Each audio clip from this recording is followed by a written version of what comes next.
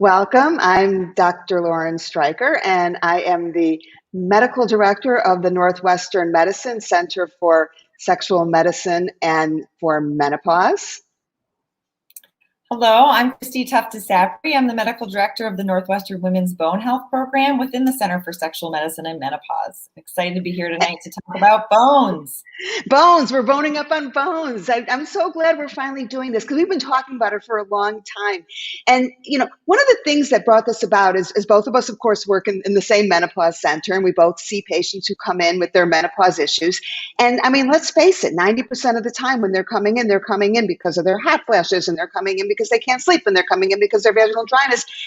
And their bone health is generally just not on their radar. That's not why they're coming in unless they've already been diagnosed with osteoporosis, or maybe they've broken a bone, or if they have a relative who's, broken a bone or had osteoporosis. And yet it's on the top of our minds, when these women come to our menopause center. So let me ask you this, just to start this off. Why do women not know about this stuff? Why are they not concerned? How many people have this? Why should they be concerned?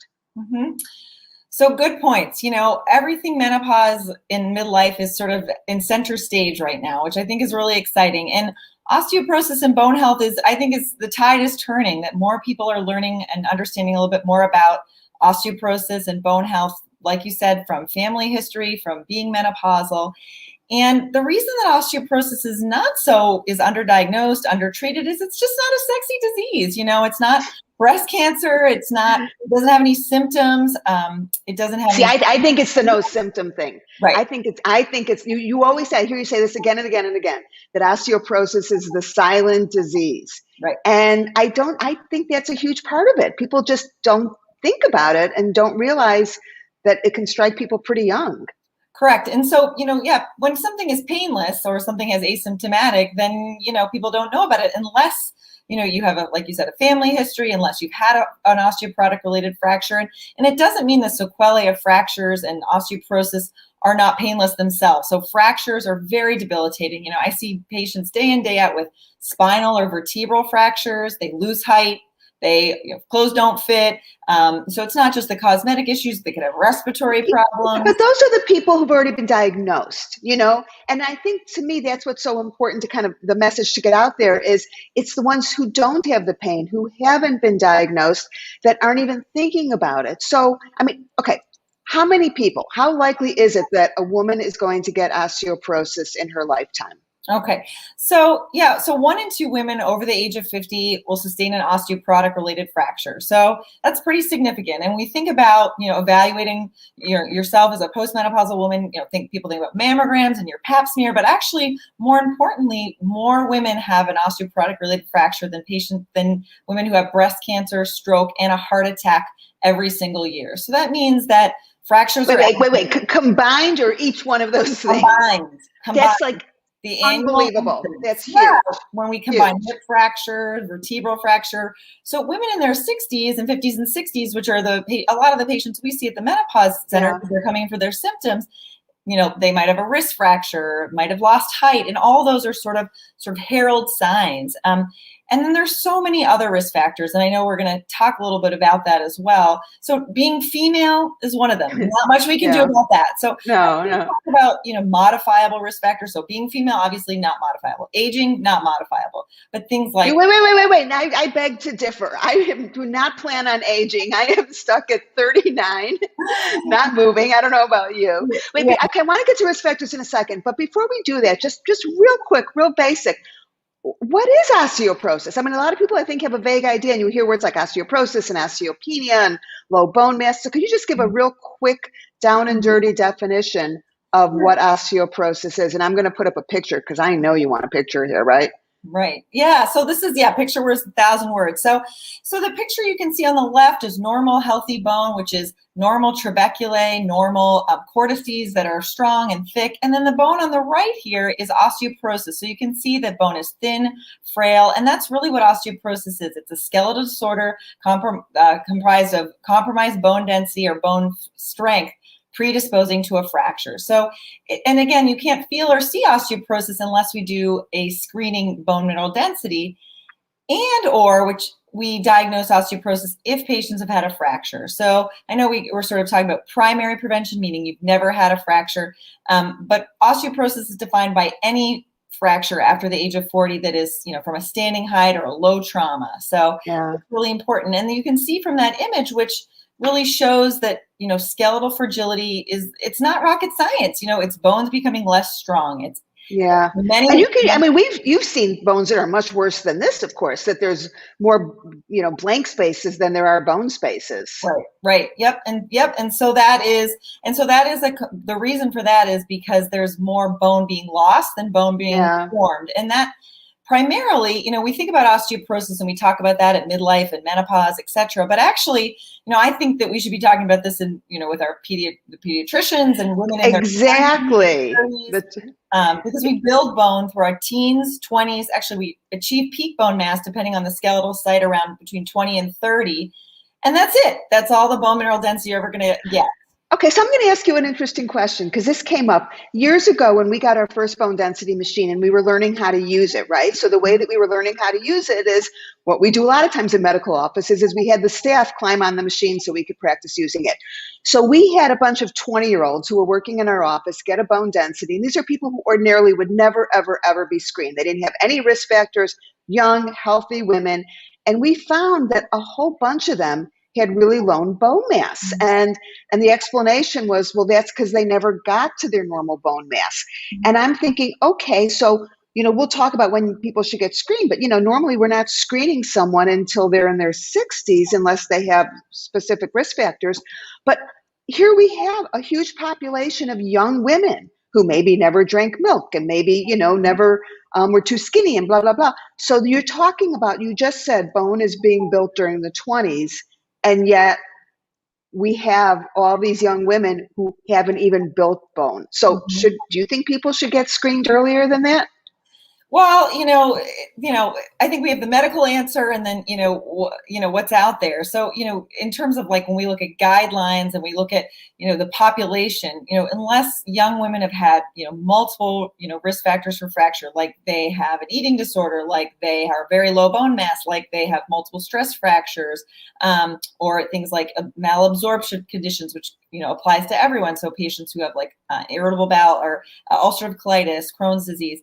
And, at our center, I do see quite a few young women as well, because this happens across the board. Patients who are very interesting group of patients that are pregnant or lactating who lose bone density or who have fractures. That is a very difficult to treat population, but also very important to recognize. Yeah, but those are people that are recognized because they're at risk. I'm just saying, I think that we have a much bigger issue. But I mean, to your point, the pediatricians should be talking about this. When they're telling someone drink milk when you're, 16 years old, it's not just, drink milk because it's good for you. They really need to talk about, the repercussions later in life, which of course teenagers don't care about later in life. So but let's talk about, so you started to talk about, I want to go back to, who's at risk. So there's, as you said, two categories. There are people who things they have no control. You can't control your family history. You can't control your age. Talk about the things that people can control. They're going to put them at risk. Right. So obviously being menopausal is a large risk because we start to bone mineral density starts to decline, and there's more with loss of estrogen and sex hormones. There's more bone breakdown happening. So that's why thinking about a bone mineral density at menopause is important, as particularly if you have risk factors. Definitely by age 65, if you've not had bone density, you need to do not collect go, just right on get your bone density. And then other people who are at risk, so people who have a family history of osteoporosis or a maternal history of a hip fracture in their 70s, women who, typical things that you're always going to hear when you go to a doctor is smokers. So we know that smoking not only increases patients who have hot flashes, but also can reduce bone mass.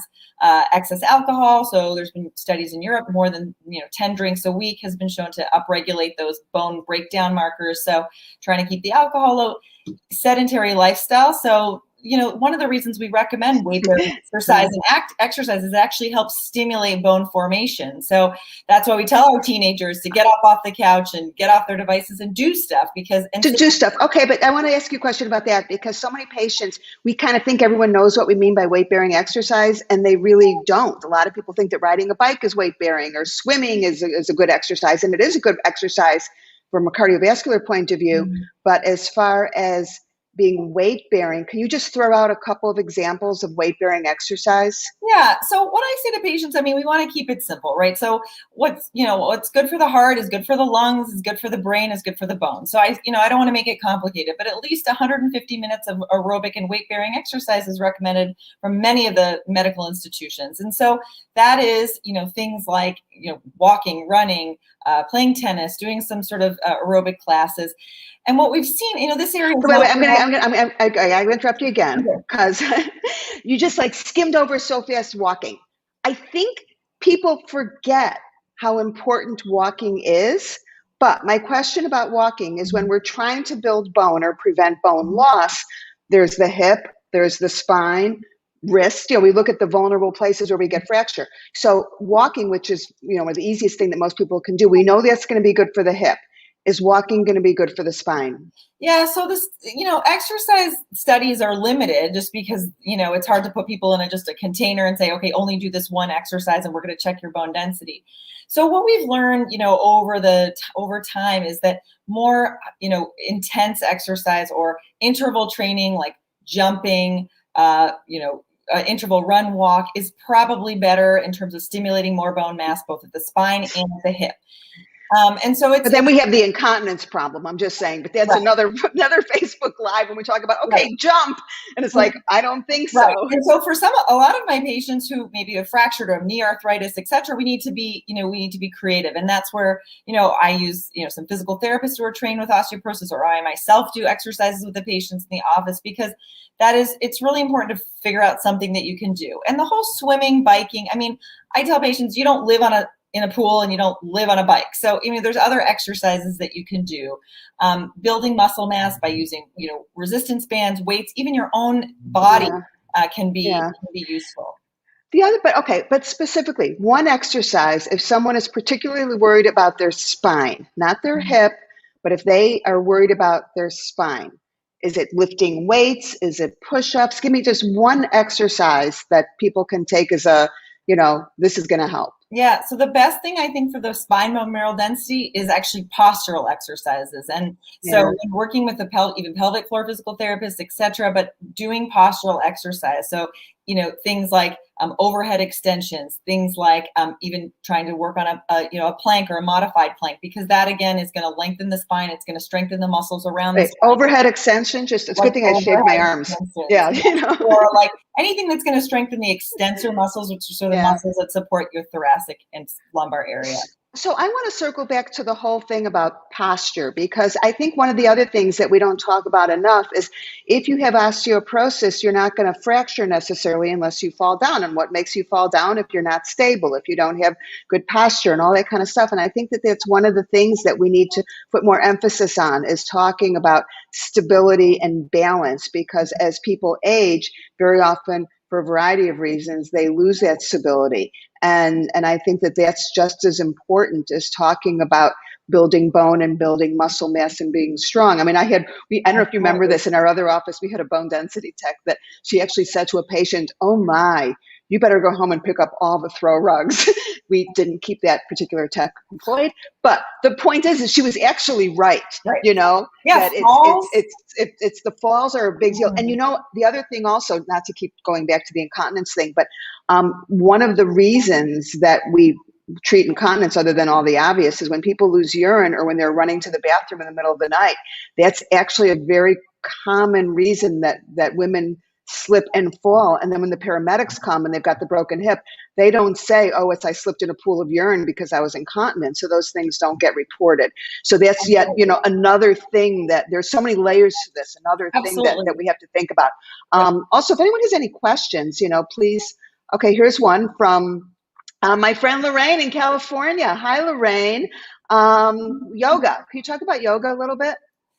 Yeah, so I mean, I think that particularly during the pandemic, there was a lot of people taking up yoga on their own or doing, home exercises and things. And I think yoga is fine. And for many patients, even with scoliosis, there's been some studies that yoga can help because it strengthens the, maybe the less dominant side. And so I think that as long as you're doing yoga, safely, you're obviously what they always say, listening to your body, which obviously you're not going to do something that's going to, cause pain to the back. There's certain positions like making sure that you're not rounding your spine, making sure you're not doing any twisted twisted rotations with severe weights. But this is if you have a very low T-score, and we haven't even discussed T-score, but a T-score is is a standard deviation around normal to osteopenia, osteoporosis. And if your T-score is in the osteoporotic range in your spine, or if you've had a spinal fracture, yes, there's certain manipulations you probably should not do. And there's actually a great, and maybe Lorraine knows about this, there's a great website, the National Osteoporosis Foundation, or NOF.org, and they actually have some free printable handouts on, say, yoga and Pilates for patients with osteoporosis. Now, sometimes that can be modified. Some of it's conservative. So that's where, again, doing these exercises correctly, maybe even finding a physical therapist who's trained and comfortable in osteoporosis, which we have fabulous groups here in Chicago. So even just for a couple sessions to make sure you're doing it right, you're not going to strain it. Because what a lot of patients do, particularly if they're doing their plank, is they lower their butt and then they strain their back, and that can, pull something. I've seen patients fracture that way. So yoga is fabulous. It's great for balance, great for strength training, great for resistance. You can do it at home. You didn't have to go to a gym during COVID. Fabulous. You get to buy cute clothes to wear while you're doing your yoga. There you go. You can do. I've seen some people. And then there's after yoga brunch, which is my favorite part. I've got a question from Patty. I'm glad you brought this up because we actually forgot to go there. And her question is about osteopenia. If you have osteopenia, is there anything you can do to keep it at that level? And could you, first of all, just define osteopenia as opposed to osteoporosis? Right, sure. So, when we sort of talk about the diagnosis of, bone health and sort of the trajectory that we have. So, usually we use T-scores, which is obtained from a DEXA, or dual energy X-ray absorptiometry, which is done in an office setting, sometimes a hospital setting. It's a low dose radiation, 1/100th of X-ray radiation dose. So very low dose, very simple. You just have to take off your bra and lower the pants a little bit to check your spine and hips. And sometimes we use a wrist. And from there, we calculate the bone mineral density, and to sort of to make it easier, we use sort of these standard deviations, which are T-scores, which are really, on a bell curve between normal osteopenia and osteoporosis. So strictly speaking, the diagnosis of osteopenia is if you have a T-score between -1.1 and -2.4 on a central DEXA. Now, a lot of people in the past, osteopenia was sort of, 32 million women have osteopenia. So how do we determine who is at high risk, who's at low risk? And many of you who've had bone densities might have seen that there's this, additional report now, or additional, information on your DEXA called the FRAX score. And a FRAX is basically taking the questions you answered in that 2-page long questionnaire. How many children have you had? Have you ever been on steroids? Has your mom break a hip? All about your medical history, and then it kind of spits out a number of what your fracture risk is, because that's what we're trying to prevent is fractures. And if your fracture risk is elevated and you have osteopenia, then actually that warrants more of an evaluation and a treatment discussion with a. Wait. I'm going to interrupt you for a second because you just said something that I need clarification on. Because my understanding is always that if you have osteopenia, and the difference between osteopenia and osteoporosis is that there's much less loss of bone, so that you're really not at increased risk of fracture. But you just said if you have osteopenia and you're at risk of fracture, why would you be at risk of fracture if you only have osteopenia? Mm-hmm. So, so this is something that is sort of a newer, phenomenon. We used to sort of hang all the hats on, fracture risk based on a bone mineral density alone. But we realized that just a DEXA is not, underestimates fracture risk in a lot of patients. Like, doesn't it capture falls? It doesn't capture, if you've been smoking in the past, it doesn't capture, Yeah, so that's where the FRAX score comes in. Right. You're saying that it takes in these other things right. Under consideration. Okay, so Patty, just to circle back to her question, what she's asking is, okay, so someone's got osteopenia. what do they do so it doesn't progress to osteoporosis? Three quick tips. What do they do? Okay, so I would say make sure you're getting adequate calcium. So that's in diet and or supplements. Make sure your vitamin D, your 25-hydroxy vitamin D has been checked and is also adequate. So generally we think most clinicians think that's between a level of 40 to 60 nanograms per picogram, nanograms per milliliter. And then there are, I think there's a conservative approach to keep your DEXA the same. So that's, calcium, vitamin D, and exercise. And then there's a more aggressive approach, which is preventative medication. So there's many classes of medicines, including hormone therapy, bisphosphonates, et cetera, that can help, even raloxifene or a medicine, which are called selective estrogen receptors. So there are therapies, and then there's sort of the lifestyle, modification route. All right. So while we're on the subject of calcium, Judy wants to know, what about vitamin K better than calcium? I think I know the answer to this question, but I'm going to let you answer. Yeah. So, I think over the years, in search of maybe, a better way to treat osteoporosis, there's been a lot of research or a lot of, questions. Do other, herbal supplements, do other heavy metals, et cetera, help? And, it really comes down to the fact that, maybe you can find a study or two, for 25 to 50 patients that look at vitamin K. And vitamin K is a cofactor and might actually help, absorption of calcium and might help, a little bit of bone building. But no amount of vitamin K, as well as no amount of calcium, which has been studied in many clinical trials, is going to reverse osteoporosis. So yes, maybe it can help maintain bone where it is or support the bone, but it's not going to treat osteoporosis once it's there. And so vitamin K is not better than calcium. And in fact, too much vitamin K, can be an anticoagulant. And so some patients going to surgery or others, or can interact with other medications. So you really want to be careful about taking too much. Yeah, because we always think about vitamins as being, it's a vitamin, and the truth is that's why when you go to the doctor, and we try and be better about asking this, but you should bring it up if your doctor doesn't, is to talk about supplements, vitamins, cannabis, all these things that people do that they don't think are worth mentioning, and they are worth mentioning. So the other thing, while we're on the topic of calcium, is we come across this all the time. Women who say, I will not drink milk. I'm lactose intolerant. I hate milk. And I always say there's plenty of calcium-rich foods that are not dairy. So why don't you just reel off a couple of those? Yeah. So exactly. There's plenty of lactose, patients with lactose intolerance or other conditions. So we just really try and work with them. So there's fortified orange juice, which comes, has about 300 milligrams of calcium. All the plant-based milks. Now, every time I turn around, there's a new plant-based milk. So I have to go to the grocery store and make sure I check the calcium content. So, things like oat milk, almond milk, all of those are mostly fortified. You just have to make sure that it does say fortified, or look for the calcium concentration. And you want to see that it at least has 200 to 400 milligrams of calcium. So there are a lot of options. Leafy greens have some calcium. You need to eat a ton of those. So for many patients who can't get calcium through their diet, really the recommendation is to try and get half through calcium in the diet and half through supplement form. If you can, and if you're not, suffering from constipation and things like that. And I find that most people can do that. There's lots of calcium resources. There's a calcium calculator on the International Osteoporosis Foundation website that you can kind of do your own math there and put in what you eat. And sometimes there's calcium hidden in things that that you might already be eating. So Pat wants to know, is osteoporosis more prevalent in certain ethnic groups?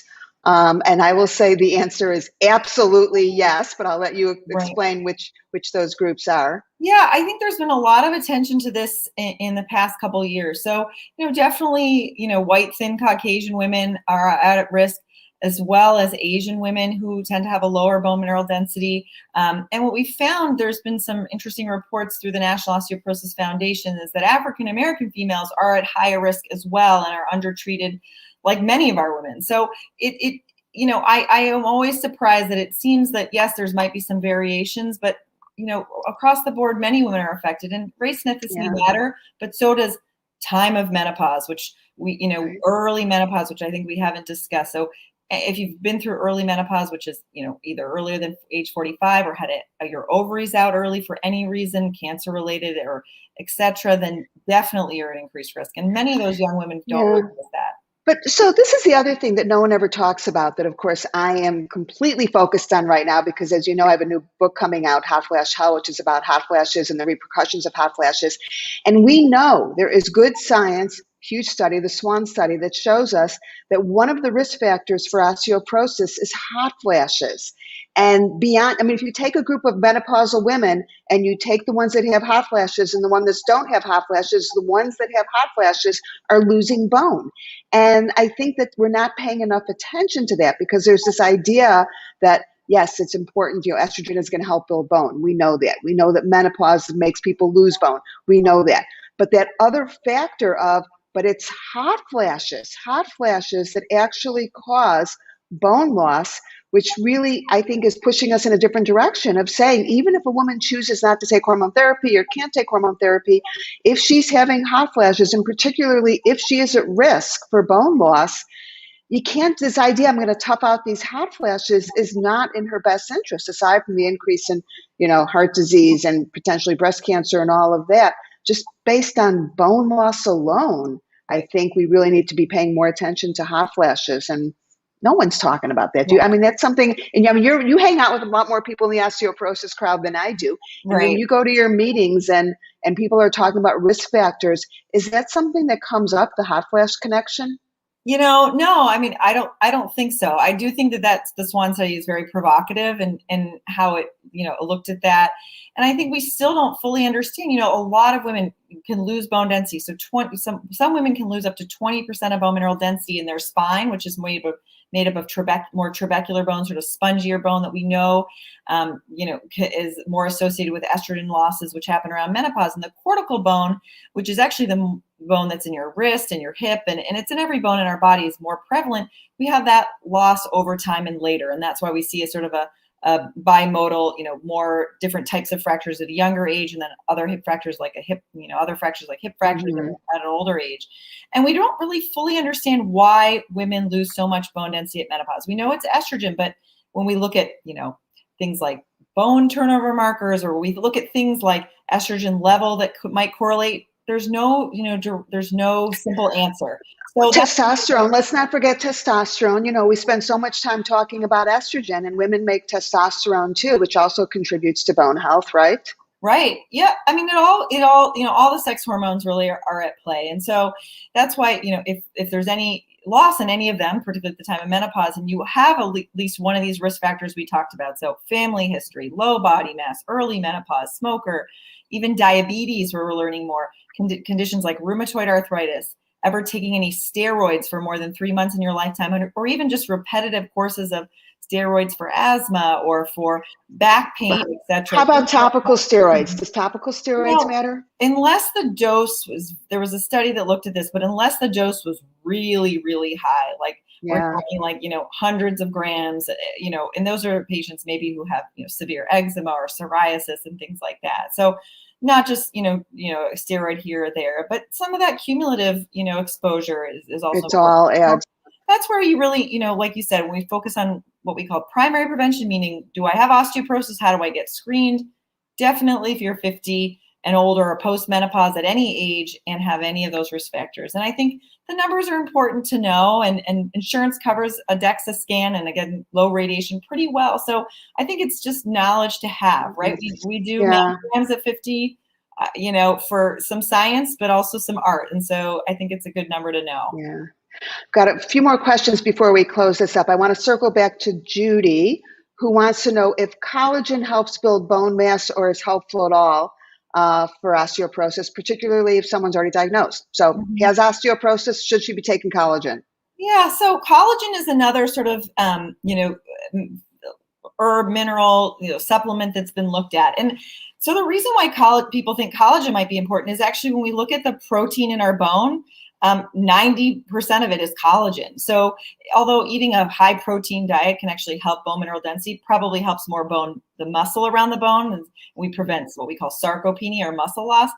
Collagen is the type of protein in bone. And so the thought was maybe taking some collagen can help. Again, there's some mixed studies on collagen. I say it can't hurt. And so for some of my patients looking for, alternative therapies or what else can they do besides the calcium, the vitamin D, the exercise, not smoking, keeping the alcohol low, collagen can help. And so I recommend a dose of about 500 milligrams of collagen peptide. So that can help. But just to answer Judy's question, it's not going to treat your osteoporosis. So it's not going to prevent a fracture. Maybe it'll help, boost the bone mineral density a little bit, maybe act as a cofactor for calcium, but it's not going to prevent a fracture. So speaking of treatment, you and I had discussed before this that we were not going to get into treatment because we were going to do a whole nother Facebook on that one because that's such a big topic. But I don't want to ignore Cindy's questions.